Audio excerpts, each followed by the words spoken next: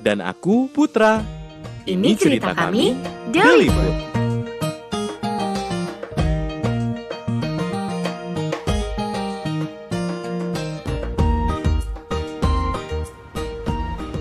Putra!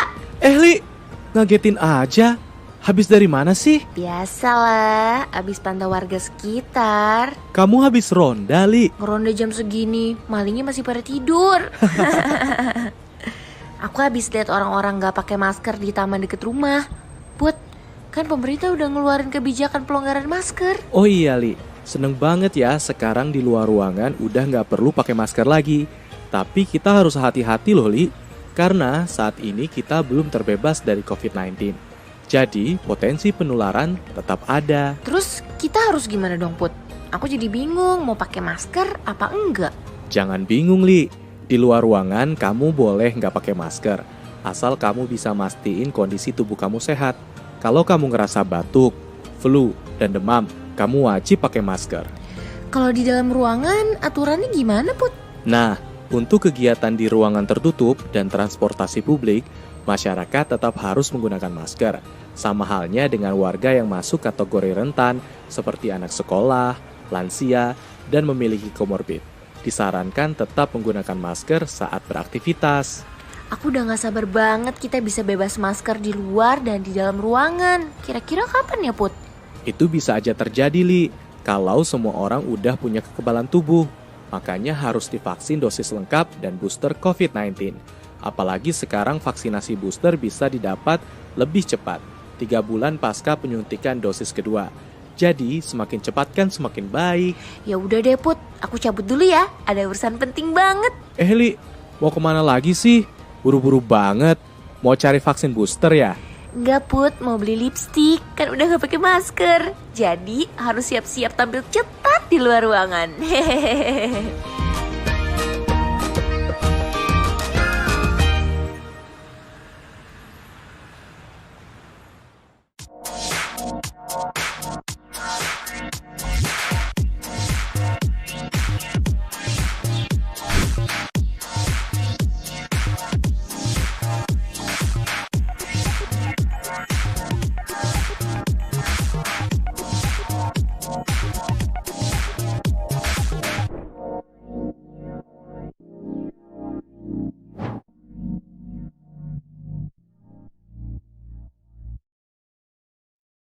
Halo sahabat liputan6.com dimanapun berada, balik lagi nih sama Afia Hairunisa di program yang selalu kita tunggu-tunggu setiap hari Senin, apalagi kalau bukan Healthy Monday. Nah, Healthy Monday ini merupakan program khusus persembahannya liputan6.com dan juga IMC Healthcare. Nah, sebelum acaranya dimulai nih, kita akan membahas tentang tema-tema kesehatan seperti biasa ya. Saya mau ngingetin dulu kalau acara hari ini sudah dilakukan sesuai dengan protokol kesehatan yang dianjurkan oleh pemerintah. Hari ini temanya adalah diabetes. Karena kabarnya nih penderita diabetes ini tuh meningkat seiring dengan meningkatnya kasus COVID-19. Kira-kira ini mitos ataukah fakta? Supaya nggak misinformasi, kita undang ahlinya langsung. Ini sudah ada Dr. Roy P. Sibarani, SPPD KEMD FES, penyakit dalam, konsultan metabolik, endokrin, dan diabetes dari Rumah Sakit IMC Sentul. Selamat sore, Dok. Apa kabar? Selamat sore, Afi. Kabar baik. Bagaimana kamu di sana? Baik-baik, Kak? Kabar baik juga. Oke deh. Nah, Dok, nanti kita bakal ngobrol-ngobrol, tapi sebelumnya saya mau memperkenalkan dulu nih narasumber kita yang kedua, ada Dr. Marolop Pardede, SPBT KVK, MH, bedah toraks, kardiak, dan vaskular dari Rumah Sakit IMC Cikarang dan Pekayon. Selamat sore, Dok. Apa kabar? Oh, sore, kabar baik, apa kabar? Baik, dokter. Waduh, dokter hari ini kayaknya seger-seger dan ganteng-ganteng nih. Pasti yang nonton juga ikutan langsung seger ya matanya ya. Oke deh, Dokter Marolop, nanti kita akan ngobrol-ngobrol, tapi yang pertama saya mau ngobrol dulu sama Dokter Roy, boleh ya? Siap, lanjut. Oke. Oke, Dokter Roy, seperti yang tadi saya sudah announce di depan, kalau hari ini kita mau membahas tentang diabetes yang kabarnya nih penderitanya semakin banyak seiring dengan pertumbuhan kasus COVID-19. Apakah itu benar atau tidak? Tapi sebelumnya, saya mau tahu dulu nih, penyakit diabetes itu apa sih, Dok? Oke, Mbak Afi ya, diabetes itu sebetulnya berasal dari kata-kata diabetes mellitus. Tapi karena untuk cepatnya kita bilang diabetes. Diabetes itu artinya mengalir seperti air. Mellitus itu artinya manis seperti madu. Jadi mereka yang diabetes tuh biasanya air kencingnya manis. Makanya disebut diabetes mellitus. Dan ada 4 tipe dari diabetes, Mbak Afi ya. Ada diabetes mellitus tipe 1, tipe 2, tipe 3, tipe 4. Karena yang kita bicarakan ini akan banyak berhubungan dengan tipe diabetes yang kita obrolin ya. Tipe 1 itu kalau pankreas itu adalah organ di tubuh yang menghasilkan insulin. Pankreasnya tiba-tiba rusak. Bleng, 100% nggak bisa ngapa-ngapain. Sehingga kita harus memberikan insulin dari luar. Biasanya umurnya lebih muda dari diabetes tipe 2. Diabetes tipe 2 itu terjadi karena faktor yang kita kenal saat ini, yaitu sedentary lifestyle. Kita lebih banyak energi yang masuk, makanan yang masuk dibandingkan dengan energi yang keluar. Itu contohnya ya karyawan, pekerja-pekerja kantoran saat ini kebanyakan makanannya tapi energinya kurang atau olahraganya kurang. Itu masuk ke diabetes tipe 2. Lalu kita loncat sebentar ke diabetes tipe 4, yaitu diabetes yang terjadi gula darahnya naik karena hamil. Ya, jadi waktunya hamil. Jadi ini untuk wanita, khusus untuk wanita. Jadi kalau dia hamil gula darahnya naik sehingga diperlukan pengobatan untuk gula darah yang naik ini. Nah, kita loncati tadi tipe 3. Tipe 3 ini yang tidak termasuk tipe 1, tidak termasuk tipe 2 atau bukan tipe 4. Oke. Nah, terus tipe 3 ini apa nih, Dok? Tipe 3 ini banyak dari faktor gen, ada dari faktor makanan. Jadi kita belum bisa memberikan kesimpulan cepat ini masuk yang 1, 2 atau 4. Tapi ada namanya sendiri. Contohnya ada yang namanya MODY, ada yang namanya LADA, ada yang namanya banyak sekali penyebabnya, sehingga nanti dalam perjalanan diagnosa diabetes yang ada kita bisa tahu kalau ternyata dia tipe 3 misalnya. Nah, tapi umumnya yang kita kenal adalah tipe 1 dan tipe 2. Itu yang banyak, Mbak Afi. Oke, berarti banyak ya, Dok, yang bisa faktor-faktor yang menyebabkan seseorang kena diabetes tuh ternyata banyak sekali. Bisa keturunan, bisa lagi hamil, atau bisa lifestyle juga. Nah, cara kita mendiagnosanya itu seperti apa nih, Dok? Sangat mudah, Mbak Afi, sebetulnya. Jangan menunggu diabetes kita itu lanjut untuk mendapatkan diagnosa diabetes. Karena itu yang kita kenal adalah faktor risiko, Mbak Afi. Faktor risiko itu penting banget kalau misalnya kita mau tahu apakah betul-betul kita sangat dekat dengan diabetes. Nah, faktor risiko terutama untuk diabetes tipe 2 ya, karena paling banyak diabetes tipe 2, 90%-an lah itu diabetes tipe 2 ya di Indonesia saat ini. Nah, kita liatin faktor risikonya. Kalau faktor risikonya banyak, ya kita mesti buru-buru periksa.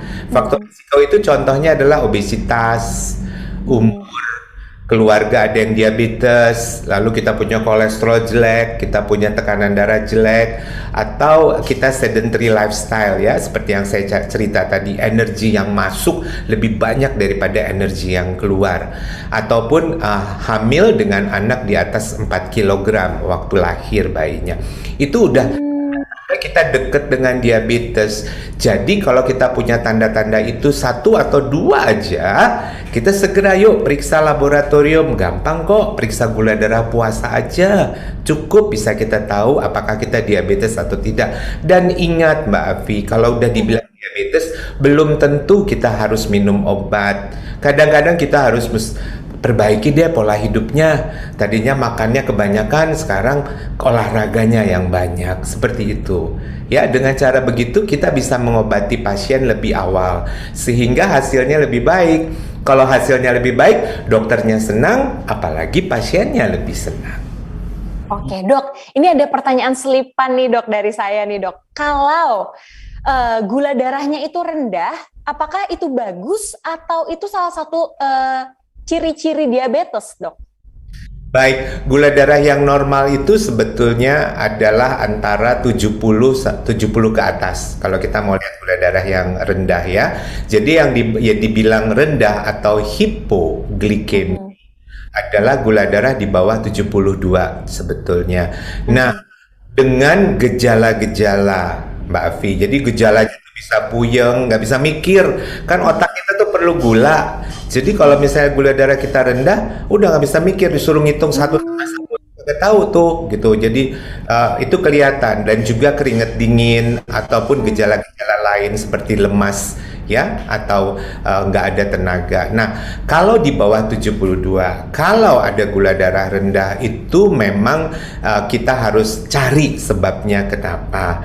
Apalagi kalau sampai terus-menerus. Ada penyakit khusus lagi kalau gula darah terlalu rendah, dan itu bukan diabetes. Oke, berarti itu bukan diabetes ya dok ya. Nah, seperti yang tema kita tadi sudah sebutkan nih dok, sekarang katanya penderita diabetes itu bertambah seiring dengan pertumbuhan COVID-19 nih dok. Itu benar atau salah nih dok kabar itu? Ya, senang sekali ini menjadi topik Mbak Afi. Saya suka sekali. Kenapa? Karena kan tadi kita bicara soal faktor risiko. Ada darah tinggi, ada kolesterol, umur, gemuk ya. Nah, sekarang apakah menjadi pasien COVID-19 adalah faktor risiko untuk nanti jadi diabetes? Atau apakah pandemi ini jadi faktor risiko untuk jadi diabetes? Sebetulnya inti pembicaraan kita adalah itu. Nah, yang pertama, apakah COVID menjadi faktor risiko? Jadi tahun 2020-an itu di Cina ada yang periksa pasien-pasien COVID, Afi. Ternyata 20,7%-nya jadi diabetes. Tadinya dia nggak pernah tahu kalau dia gula darahnya tinggi. Lalu kemudian di Italia menyusul lagi, dia periksa pasien-pasien COVID-nya, dia telusuri yang tadinya nggak ada diabetes, ternyata 46% ada diabetesnya. Lalu mereka berpikir, mungkin nggak si COVID ini menjadi penyebab langsung daripada diabetesnya. Dan ini kontroversi, Afi, kontroversi banget. Dimana orang-orang jadi bilang, oh ya kalau udah diabetes gulanya naik. Nah, di rumah sakit kami juga di IMC Sentul kita udah adakan satu penelitian kecil yang melihat apakah ada orang-orang yang diabetes tahun 2021-an 2020 sampai 2022 ini yang memang bekas diabetes, bekas COVID. Ternyata ada juga. Tadinya dia nggak tahu ada COVID-nya gitu. Nah, apakah berhubungan apa tidak? Nah, ini perlu dilakukan suatu penelitian jauh lebih dalam.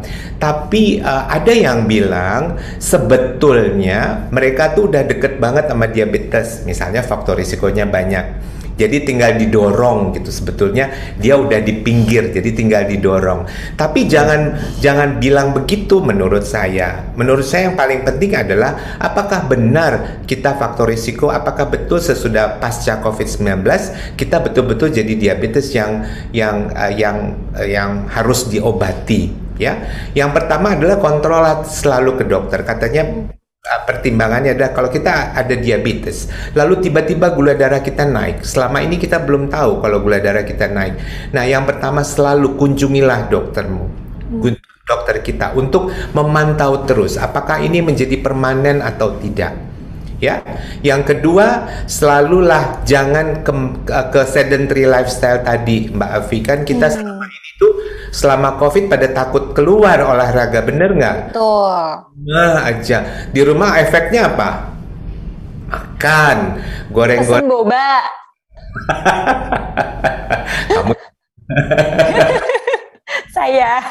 nggak boleh. Tapi Udah ya, nggak boleh ya. sedentary lifestyle ya, selama pandemi 2 tahun lebih ini kita tuh di rumah takut keluar, kita nggak gerak, makan melulu, plus stres. Itu akan membuat gula darah kita jadi naik. Apakah itu yang menyebabkan kita begitu kena COVID kita terdorong langsung jadi diabetes? Itu masih perlu penelitian lebih lanjut. Karena katanya si COVID ini nyerang lemak. Jadi lemak itu Jadi terjadi perubahan daripada metabolisme lemak kita, timbul inflamasi dari COVID-19 ini, sehingga waktu sesudah sembuh kerusakannya itu terjadi, dan kerusakannya itu persis seperti kayak kita nggak pernah gerak, nggak pernah olahraga, ya cuma tinggal di rumah, persis yang kita sebut dengan insulin resisten. Jadi insulin nggak bisa bekerja dengan baik. Jadi apakah ini hubungan kenapa mereka yang pasca COVID gula darahnya jadi naik terus? Ya, kalau kita dengar beberapa sahabat, teman-teman kita, tadinya gue nggak tahu gue diabetes gitu ya. Jadi intinya sebetulnya ini masih kita dalam penelitian, tapi memang dikatakan kalau kita diabetes pada pasca COVID, kemungkinan ada gangguan resistensi insulin yang bertambah karena mereka mempengaruhi metabolisme minyak yang ada atau lemak yang ada di tubuh kita. Gitu. Oke, Seru berarti ada kemungkinan ya dok, cuma belum tentu pasti harus melewati penelitian yang lebih lanjut lagi gitu ya dok ya? Yang penting adalah kita stop stres, yang penting stop untuk sedentary lifestyle, mulai tetap bergerak, lakukanlah aktivitas 30 menit setiap hari minimal 5 kali dalam seminggu, and be happy. Oh, penting juga tuh dok, jangan stres and be happy. Tapi ada nggak sih dok cara mencegah yang spesifik nih untuk menghindar dari diabetes? Selain olahraga, hidup sehat, dan menjauhi stres dan be happy, ada yang lebih spesifik lagi nggak nih dok? Kayaknya sih makanan deh yang belum kamu bilang tadi ya. Nah, Harus benar jaga makanan. Saya bilang sih sama pasien, kamu supaya sehat itu sebetulnya kuncinya cuma begini. Makan itu supaya bisa survive hidup sampai makan berikutnya. Jadi kita makan pagi yang benar supaya kita bisa hidup sampai siang. Siang kita makan lagi yang benar supaya bisa hidup sampai sore. Sore makan lagi supaya bisa hidup hanya sampai malam. Jadi makanan itu sebetulnya intinya bukan soal lu gengsi apa enggak, kamu udah pergi makan ini ataukah dia lagi hype atau dia lagi ngetrend, lagi hits macam-macam, bukan. Tapi makanan itu adalah sebetulnya sesuatu untuk kita survive hidup. Itu aja dulu dipikirin supaya kita betul-betul bisa hidup sehat. Ya kalau misalnya weekend mau makan silakan, boleh aja, nggak ada yang larang.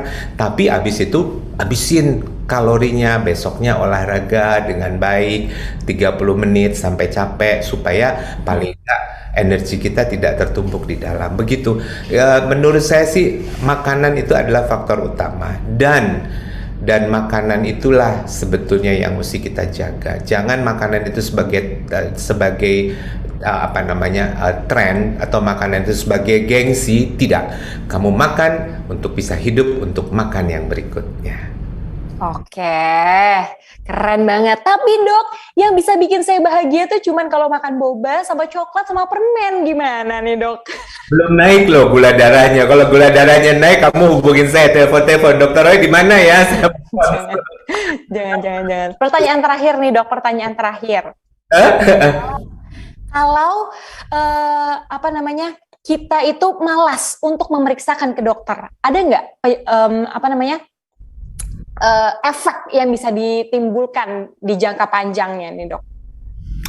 Ya, pertanyaan yang baik ya, Afia, karena ini adalah problem kita bahwa kita selalu menganggap dokter itu musuh, dokter itu selalu nuding kita. Enggak, itu sama sekali salah. Jadikanlah dokter itu sebagai teman. Siapapun juga kamu jadi dokter itu, kamu jadikan teman untuk bisa lebih sehat.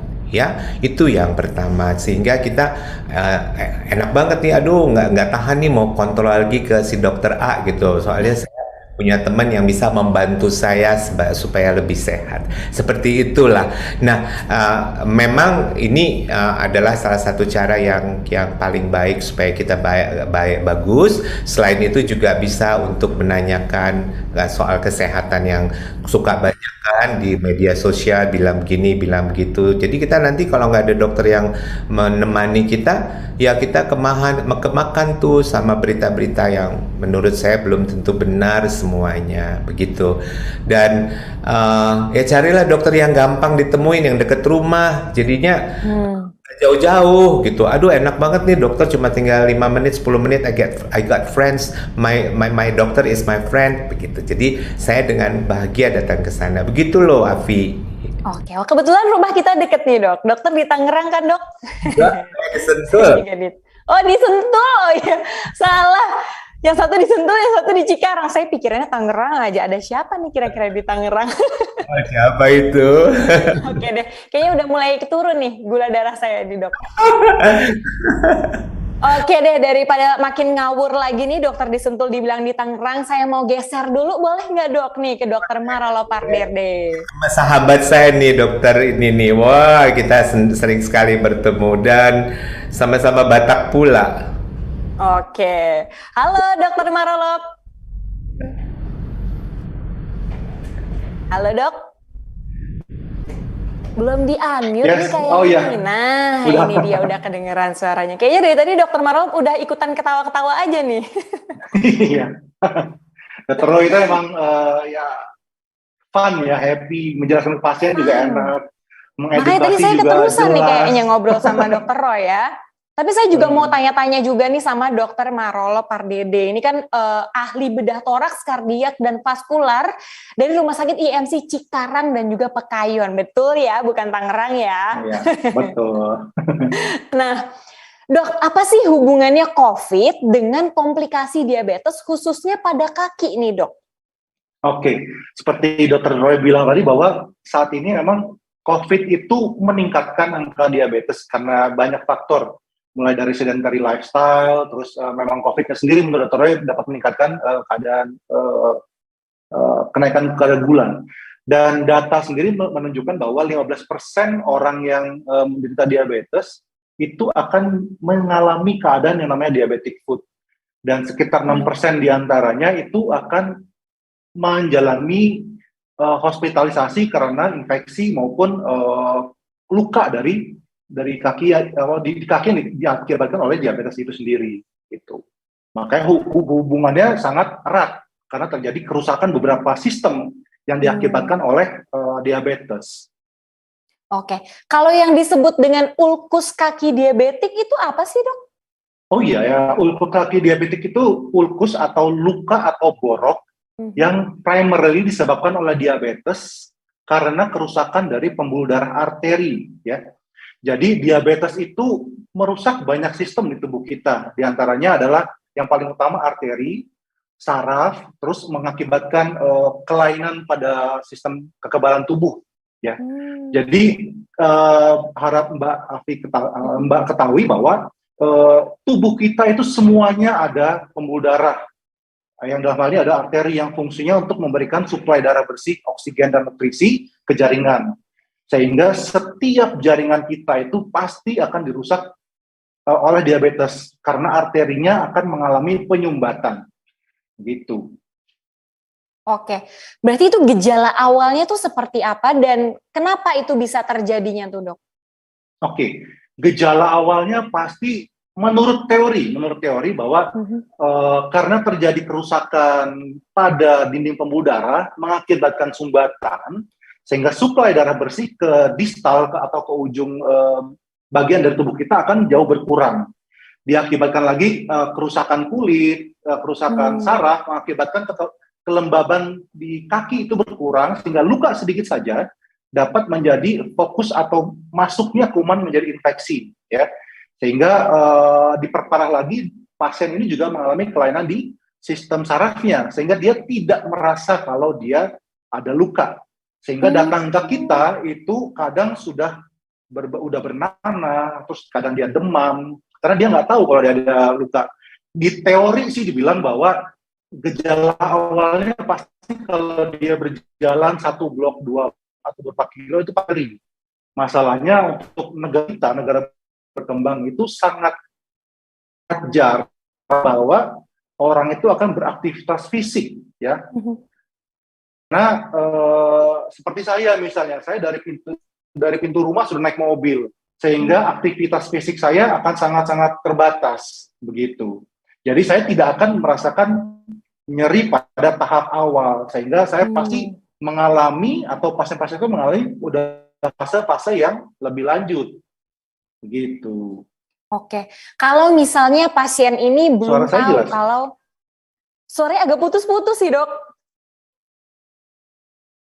Halo? Oh, iya. Oke, Oke, oke. ya, Tapi ini udah oke kok dok. Halo?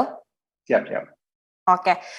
Bagaimana, Dokter, Mbak? kalau misalnya si pasien ini tuh belum tahu kalau dia itu diabetes, kemudian ada luka di kakinya, gimana caranya dia tahu kalau ini adalah ulkus kaki diabetik? Bedanya apa dengan luka biasa? Oke. Selain luka di kaki itu banyak hal yang penyebabnya, karena isi biasa misalnya. Jadi kalau seseorang mempunyai infeksi tapi dia tidak tahu kalau dia diabetes atau tidak, kita pasti akan mentreatment perawatan luka seperti biasa ya. Saya akan treatment perawatan luka seperti biasa. Terus jika secara teori kalau dalam waktu 7 hari penyembuhannya juga mengarah yang baik, maka harus melihat ada kemungkinan penyumbatan atau kelainan di pembuluh darah gitu. Karena pada suplai darah yang normal ya, atau yang baik, luka itu akan pulih langsung lebih cepat gitu. Sehingga karena nutrisi oksigen yang dibutuhkan jaringan untuk healing itu ada, tapi dengan pada pasien-pasien yang diabetes itu lukanya tuh menjadi sukar sekali, sudah dibersihkan berulang kali, perawatan luka sudah baik gitu ya, sudah pakai modern dressing, kok nggak baik juga. Nah, itu sebaiknya dilakukan peran yang lebih ke pembuluh darahnya. Oke, berarti luka di kaki akibat dari diabetes itu bisa diobati ya dok ya? Halo dokter Maro. Ya, bisa dengan beberapa syarat. Halo, ya. Bisa diobati dengan beberapa syarat ya. Pertama, harus kerjasama sama dokter Roy. Harus kerjasama dengan multidisiplin. Saya tidak dapat bekerja dengan sendiri. Saya harus mendapat pertolongan dari teman penyakit dalam untuk kontrol luka. Kemudian saya akan melakukan kerjasama dengan teman-teman dari rehab medik untuk latihan. Terus saya akan mengevaluasi kelainan pembuluh darahnya dan melakukan cucian luka. Dan yang lain adalah saya pada dengan wound nurse melakukan pembersihan luka lebih lanjut di luar dari poliklinik saya. Jadi keadaan ini untuk keadaan disiplin penanganannya. Kalau ini semua bisa dikerjakan dengan baik, kita harapannya bisa menghindari komplikasi yang tidak ingin yang terjadi. Biasanya itu berupa amputasi, akan bisa ke kematian pada keadaan yang berat. Oke, berarti target daripada pengobatan dari ulkus kaki diabetik ini adalah untuk mencegah komplikasi, begitu ya dok? Iya, untuk mencegah komplikasi lebih lanjut dan memperbaiki lukanya dan memperbaiki kualitas hidupnya dengan dia dapat berjalan kembali dengan baik gitu, dengan bantuan dari teman-teman dari bidang lain. Oke, cara untuk mencegah supaya misalnya kita kena diabetes nih dok, supaya nggak sampai kena ulkus kaki diabetik tuh bagaimana dok mencegahnya? Oke, dari awal kita sadar kalau penyakit dia kan menyerang sistem. Seperti kita ketahui di awal, dia kadang nggak tahu kalau dia luka. Maka secara rajin kita harus memeriksa keadaan kondisi kaki kita. Kuku jangan kuku di jempol misalnya, kalau itu kalau dia menusuk dapat menyebabkan infeksi. Terus bila ada darah yang menebal, kulit yang menebal ditipiskan. Nah, ini pedi lah ibaratnya ya, tapi dengan baik. Terus menggunakan alas kaki yang lembut. Terus depannya harus tertutup sehingga kalau mencegah terjadinya terantuk kaki kita. Jadi kita harus menjaga dengan baik kondisi si kaki, jangan sampai ada luka. Kita harus sadari dengan baik. Gitu. Oke, berarti luka ini apakah dia bisa timbul sendiri atau ada pemicunya seperti tadi dokter bilang bisa terpentok atau luka kena sayatan gitu, atau dia bisa timbul sendiri? Pada keadaan ischemic yang hebat artinya pembuluh darahnya blockage total, itu sampai ke ujung itu menjadi hampir tidak ada, sehingga pada keadaan ini bisa terjadi keadaan luka yang tanpa harus terhantuk, ya, tidak tanpa ada sebab yang lain dari eksternal, karena hanya garukan sedikit saja itu dapat dengan cepat menjadi sumber infeksi, ya. Jadi benar harus diperiksa dengan baik keadaan kaki dari pasien gitu. Oke. Nah, ini berarti apa aja nih, Dok, komplikasi dari ulkus kaki diabetik ini? Iya, yang paling ingin kita hindarkan adalah amputasi, ya. Bagaimanapun juga itu alat yang sangat membantu kita untuk mobilisasi, ya. Kita mau kemana kita harus pergi menggunakan kaki, ya. Tujuan yang kedua adalah mencegah infeksi yang naik atau ascending. Misalnya tadinya lukanya hanya di ujung-ujung jempol. Kalau kita tidak abai, ya, tidak awas, itu bisa naik di jaringan dari sekitarnya, bisa dari TU itu akan ke atas menjadi lebih, itu dari permukaan kulit itu masih bagus, kulitnya masih intak, masih utuh, ya. Cuman waktu kita datang ke kita itu sudah ada nanah di bagian dalam dari jaringannya, sehingga kita harus melakukan pencucian dengan hebat, ya. Ibaratnya kita buka, kita buang semua nanahnya. Kalau perlu ada jaringan yang hitam-hitam kita bersihkan. Jadi perawatan lukanya harus ekstensif. Jadi ada dua yang ingin kita hindari, adalah infeksi yang makin hebat dan amputasi dari kaki. Oke. Aduh, ngeri-ngeri nih, Dok. Dari tadi merinding dengerin penjelasannya Dokter Marolop nih, ya. Seger ngelihat mukanya Dokter Marolop, tapi ngeri nih dengerin penjelasannya. Aduh. Oke deh kalau gitu. Terima kasih banyak nih Dokter Marolop atas penjelasannya mengenai ulkus kaki diabetik. Sebelumnya nanti akan ada setelah ini nanti akan ada sesi Q&A, tapi saya mau minta pesan-pesan dulu nih dari Dokter Roy dan juga dari Dokter Marolop kepada sahabat liputan6.com yang menyaksikan, mungkin supaya nggak sampai kena diabetes gitu, Dok. Gimana, Dok? Mungkin boleh Dokter Roy dulu terlebih dahulu. Terima kasih Afi, terima kasih juga untuk Healthy Monday People, ya, sama buat dari SCTV6.com, ya. Liputan6.com.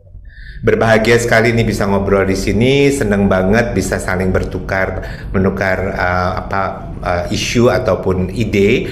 Tetapi yang paling baik sebetulnya adalah kita mengetahui bahwa diabetes itu bisa dicegah. Apapun juga kita harus lakukan sesuatu untuk mencegah. Kalau kita belum diabetes, kita mencegah untuk diabetes. Kalau kita sudah diabetes, kita mencegah diabetes lebih parah sehingga timbul komplikasi seperti yang Dr. Marolop tadi jelaskan. Semua itu ada manfaatnya. Semua itu bukan tidak ada manfaatnya. Jadi jadikanlah teman-teman dokter-dokter kita ini di Indonesia, sekarang kan agak susah nih mau pergi ke luar negeri berobat, teman-teman kita dokter di Indonesia, jadikanlah sahabatmu untuk mencegah komplikasi ataupun mencegah penyakit diabetes, dan itu kita bisa lakukan bersama-sama, Mbak Afi. Oke, terima kasih banyak Dokter Roy. Semoga apa yang sudah tadi dokter sampaikan bisa menyerap kepada sahabat liputan6.com dan diambil saran-sarannya supaya bisa hidup lebih sehat lagi. Oke deh. Kalau dari Dokter Marolop gimana nih, Dok? Saya setuju dengan Dr. Roy bahwa semua itu bisa dicegah, ya. Perbaiki kualitas hidup, olahraga yang rutin, istirahat yang cukup, kendalikan itu membuatnya semua menjadi lebih baik, ya. Terus dan pasien-pasien mengalami diabetes, kita rajinlah kontrol, jangan sampai gula itu membunuh, ya. Jangan sampai gula itu merusak lebih jauh, ya. Periksa kaki secara baik, gunakan alas kaki yang proper, yang lembut, yang tertutup, gunting kuku, ya, jaga kesehatan kaki, jangan sampai itu menjadi rusak dan membahayakan kita pada akhirnya. Gitu. Baik, terima kasih banyak Dokter Marolop, Dokter Roy juga terima kasih banyak. Nah tuh, tadi yang kata dokter-dokter bilang jangan takut lagi untuk kontrol ke dokter. Jadikanlah dokter itu sahabat kalian supaya kalau misalnya kalian punya penyakit diabetes nggak jadi semakin parah dan jangan sampai harus terjadi komplikasi-komplikasi seperti amputasi, amit-amit ya. Tapi walaupun kalian terkena diabetes, jangan berkecil hati karena bisa diobatin kok. Asal jangan takut ke dokter itu tadi. Nah, dokter-dokter, tadi kan dari tadi nih Afi terus nih nyerocos nanya-nanya ya. Nah, sekarang nih ada sahabat liputan.com juga yang mau tanya nih. Boleh ya dok ya? Boleh. Nah, ini udah kita pilih beberapa pertanyaannya. Yang pertama mau tanya ke dokter Roy dulu. Dok, bener nggak sih orang yang ngantuk setiap habis makan itu menderita diabetes? Silakan dok. Mungkin benar ya, kalau menurut saya mungkin benar ya, karena memang semua, ya kebanyakan pasien-pasien diabetes kami yang baru datang pertama, begitu bilangnya, dok saya habis makan langsung ngorok di tempat duduk gitu ya, langsung nggak ada apa-apa tiba-tiba gitu. Jadi itu menjadi faktor risiko ya, ataupun gejala atau tanda. Tapi yang paling penting untuk tanda diabetes yang walaupun saya tidak senang kalau berat badan turun itu langsung ke dokter, karena kalau bisa kita jangan sebelum berat badan turun.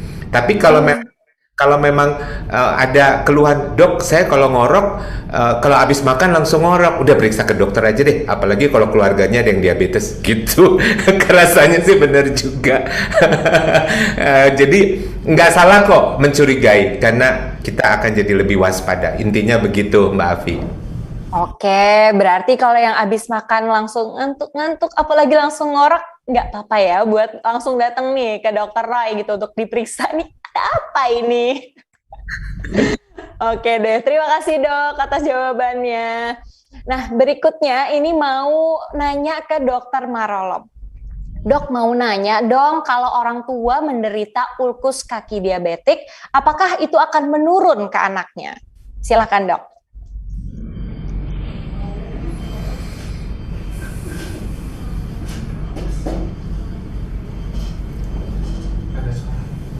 Dokter Marolop, sorry ini sepertinya masih di mute nih mikrofonnya. Maaf.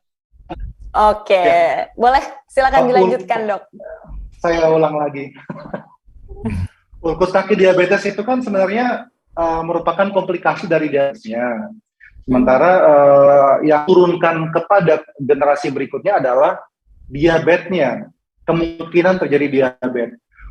Yang harus ditekankan kembali, yang saya tekankan kepada pasien-pasien adalah walaupun keluarga kita ada diabetes, keturunan kita tuh tidak harus, tidak mesti kena diabetes. Semua pasti ke gaya hidup, bagaimana dia berolahraga, makannya bagaimana, berat tubuhnya bagaimana, bagaimana dia stres. Jadi semua itulah yang faktor-faktor yang mempengaruhi diabetes yang kemudian dapat membuat komplikasi pada kakinya menjadi diabetes gitu. Boleh kasih komentar Mbak Vi? Boleh, kalau ada yang mau ditambahkan silakan Dokter Roy. Ya, jadi kaki diabetes itu memang salah satu komplikasi diabetes yang paling kita benci, paling kita nggak suka ya, karena pengobatannya juga jadi bertele-tele dan mahal dan repot banget ya. Nah, sebetulnya di dunia ini ya Mbak Afi ya, data dari International Diabetes Federation, setiap 15 detik ada satu orang di muka bumi ini yang dicopotin untuk operasi atau amputasi. Jadi kita ngobrol udah 40 menit, udah berapa orang tuh udah dilakukan amputasi di seluruh dunia. Dalam tiap 15 detik, dan ini sesuatu yang tidak baik. Jadi kalau misalnya orang tua kita ada yang kaki diabetes, harusnya anaknya belajar seperti itu untuk mengetahui komplikasi yang jelek itu jadi tidak terjadi. Itu harusnya, jadi malah dia nggak bisa jadi kena kaki diabetes, karena dia udah tahu kalau mau kaki diabetes harus gulanya harus bagus, hidupnya harus sehat, makanannya harus bagus. Jadi dia udah tahu, gue nggak boleh gini, saya tuh harus lebih sehat. Karena itu tidak ada yang namanya diabetes basah dan diabetes kering, Mbak Afi. Orang bilang diabetes basah tuh kalau kakinya ada boroknya. Ya, kalau orang bilang kalau yang diabetes kering tuh nggak ada apa-apa, nggak bakalan borok, bukan itu ya. Kelihatannya kan sekarang orang bilang, nih, ini saya diabetes kering apa diabetes basah, dok? Ya, kalau diabetes basah itu kalau kamu baru keluar mandi, nah itu kamu basah jadi diabetes basah. Tapi bukan, bukan ada bukan kita bilang kalau bapak kita diabetes ada kakinya kena, bukan berarti kita itu diabetes basah diturunkan begitu kelihatannya ya pertanyaannya. Tapi justru malah kita lihat kalau keluarga kita ada yang sakit kaki diabetes, keluarga kita ada yang sampai diamputasi, kita tidak mau melakukan itu untuk kita sendiri. Kalau toh kita harus kena diabetes, begitu. Jadi Makasih. lebih baik mencegah daripada mengobati. Pasti, pasti. Oke, terima kasih banyak Dokter Maralop dan juga terima Ya, kasih Dokter Roy betul. nih sudah menambahkan jawabannya jadi lengkap banget nih ya. Nah, pertanyaan terakhir nih ditujukan untuk Dokter Roy. Dok, teman saya masih usia 20 tahun, sudah kena diabetes sampai kena ginjal. Gejala apa yang bisa dideteksi oleh kaum anak muda nih, Dok? Silakan Dokter Roy. Aduh, pertanyaan pamungkas yang bagus banget, Mbak Afi, karena 3 tahun terakhir ini kami menemukan diabetes itu makin tambah muda. Lepas apakah beliau ini yang sakit diabetes tadi adalah tipe 1, tipe 2, atau tipe 3, tetapi memang saat ini diabetes tambah lama tambah muda. Dulu kita kenal 50 tahun baru kena kencing manis, sekarang umur 20-30 tahun sudah kena. Dan itu kami memang mendapatkannya luar biasa banget nih Mbak Afi. Kita lihat di pasien-pasien kami itu punya pola yang sama, dan ini mengerikan sekali karena ini akan terjadi untuk bangsa ini akan panjang. Polanya, dia berangkat pagi 4:30 dari rumahnya. Kemudian dia naik kereta api atau naik mobil untuk bekerja di Jakarta. Lalu sampai di Jakarta dia makan sembarangan. Semua yang ada di pinggir di kaki lima itu langganannya dia makan. Lalu dia kerja. Selama kerja dia tidak bergerak, cuma di meja kerjanya. Lalu pulanglah dia jam 6 dari kantornya sampai rumah jam 8:30, jam 8, 8:30 dia makan dan tidur. Ini polanya sama, Afi. Jadi kalau memang nanti kita mau membuat suatu suatu usaha untuk pencegahan untuk anak-anak muda Indonesia, yang kedepannya akan memimpin Indonesia, lalu kita biarkan dengan pola seperti itu, lalu gimana? Ya, biaya akan jadi banyak, padahal pencegahan bisa dilakukan. Caranya melakukan pencegahan gimana? Kami dulu mengadakan suatu promosi untuk berolahraga sebelum masuk kantor. Berolahraga 30 menit, entah kamu jalan, entah kamu lari, lakukanlah satu usaha bergerak waktu kita ke kantor. Jadi habis yang saya bilang itu yang polanya sama ya Afi ya, yang kita bilang polanya sama itu mereka habis makan tuh, udah dia makan ada entah nasi uduk, gado-gado apa pokoknya gitu ya, kan masih 7:30 tuh, jam 7:30 tidur di mobil. Nah ini daripada kamu tidur, mendingan kamu ayo olahraga kelilingin kantor kamu ya, jadi kamu tuh sehat segar, jangan menjadi diabetes ke depannya.